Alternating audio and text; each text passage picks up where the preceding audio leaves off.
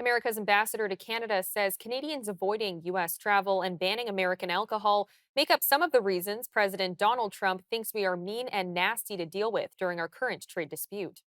Pete Hoekstra told a conference in Washington yesterday that Canadians will do what they will, but he isn't a fan of those kinds of actions. BC Premier David Eby said he believes that U.S. leadership has very little awareness of how offensive their remarks are. I'm now joined by our contributor, David Clement, for more on the ambassador's comments. Now, David, what is your reaction to the ambassador's comments about Canadians not traveling to the U.S.? Well, I think it's kind of silly for the ambassador to be offended by Canadians choosing not to go to the US. So, I mean, the first glaring reason is Canada didn't start this trade war, the Trump administration did. That's threatened, obviously, economic prosperity across the board. You have his consistent comments about Canada being a 51st state. General sentiment in Canada about Trump and the administration is overwhelmingly negative. So it's completely understandable that Canadians wouldn't want to take their hard-earned money and spend it in a country whose president has created all of this chaos and turmoil, and obviously from the Canadian perspective, undeservedly so, because we're talking about the greatest trading relationship that has ever existed between two countries. But I think it's also a lot deeper than just Trump and the comments. And I'd say there are two other reasons why Canadians aren't traveling to the US. And the second one is that it's incredibly costly. It's costly because of the exchange rate right now, which ranges between 70 to 75 cents on the dollar. And so that makes going to the US almost like a 30% markup for whatever it is you're going to do because the value of the dollar is so different.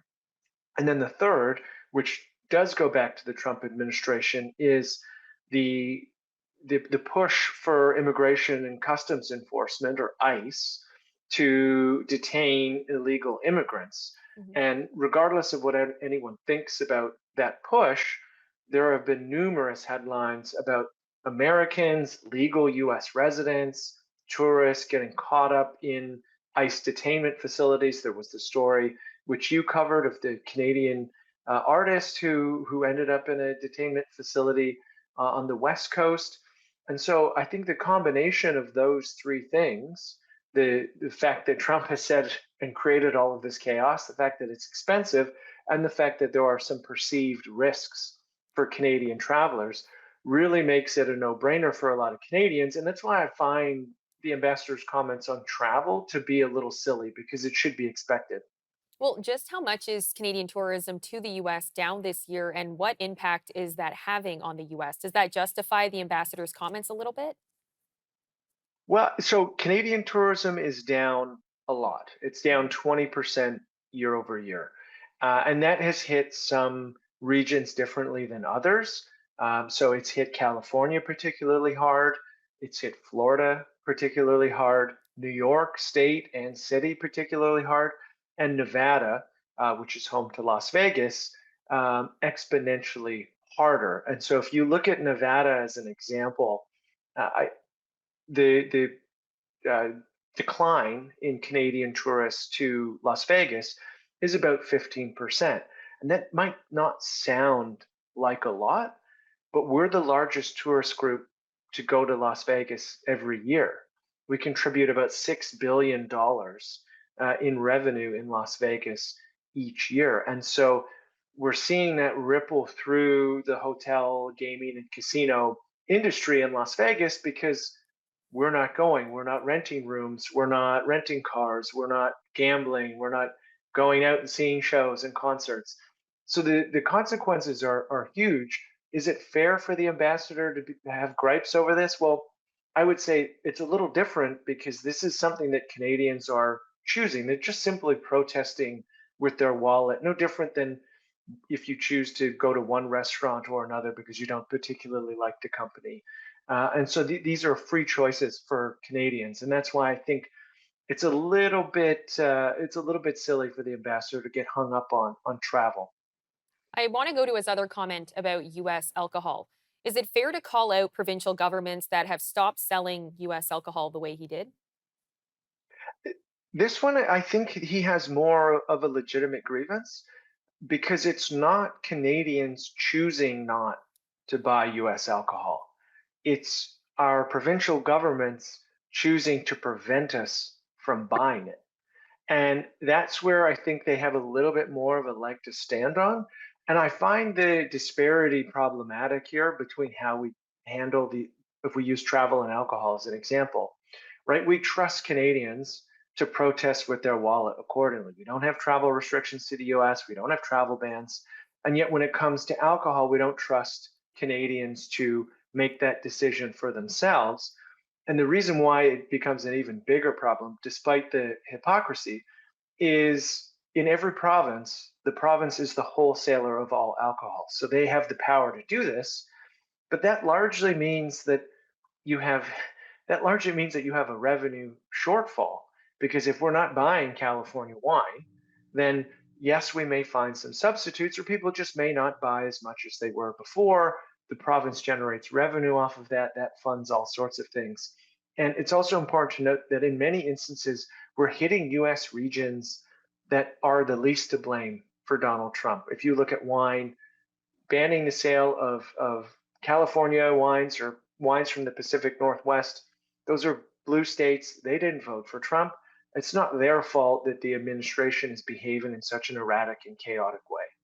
Now, you mentioned that the alcohol bans are hitting U.S. states that aren't responsible for the Trump administration's trade war. But isn't bourbon made in Kentucky, which is a red state? That is a very good point. It is.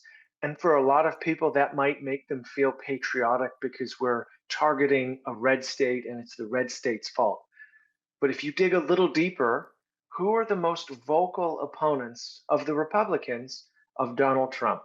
It's Senator Rand Paul from Kentucky and Senator Thomas Massey from Kentucky, both of whom have ridiculed the president for this trade war, calling it unprovoked, calling it unnecessary. Who they've both spoken openly about the importance of freer trade between Canada and the United States. And so, yes, Kentucky is a red state, and yes, they voted for Trump, but their representatives are, from a Canadian perspective, the voice of reason in Congress and the Senate.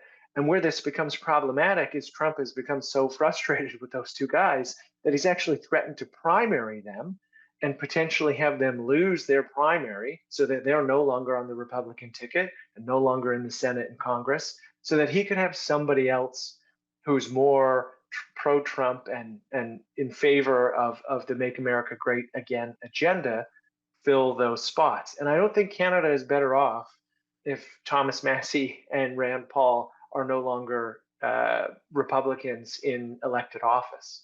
Now, I want to move over to the travel side of things. Another policy that has made headlines this week is the U.S. visa integrity fee. Does that apply to Canadians, and will it add more tensions between the two countries? So we saw a lot of really sloppy headlines about this week. So Canadian citizens have visa-free entry to the United States. That means we don't have to apply in advance. We just show up and explain why we're going to the U.S. and you have your passport stamped, and you're on your way. That actually won't change under this rule. So the 40 countries, including Canada, who have visa-free entry for tourism and things like that will not apply. For anyone living in Canada who isn't a Canadian citizen, let's say you're a permanent resident from another country that's not one of those 40 countries, then yes, this would apply to you. But for the majority of Canadians, it will not apply to them going to the United States. And what is the administration's justification for the visa integrity fee? So the justification is there's been a lot of focus on the southern border, right? Trump talking about an invasion and illegal immigration and the need to really crack down on that. But what's interesting is if you look at the numbers, anywhere from 40 to 50% of illegal migrants in the United States didn't cross illegally. They actually entered legally on some sort of visa, in many instances, a tourist visa, and then overstayed their visa and simply decided to stay and not go back.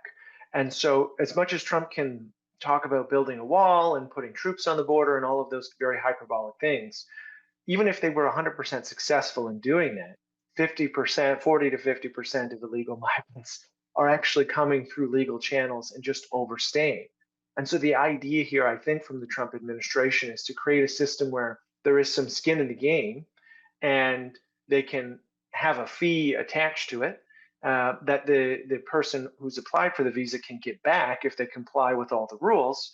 But what makes it interesting is the Trump administration has also said they want to use some of this money to fund Border Patrol, but that would be built on the assumption that they're not giving the money back, which leaves you wondering, do they still expect the number of people who overstay the visas to be high? And so there are a lot of open questions there. Well, David, thank you so much for the time today. Thank you.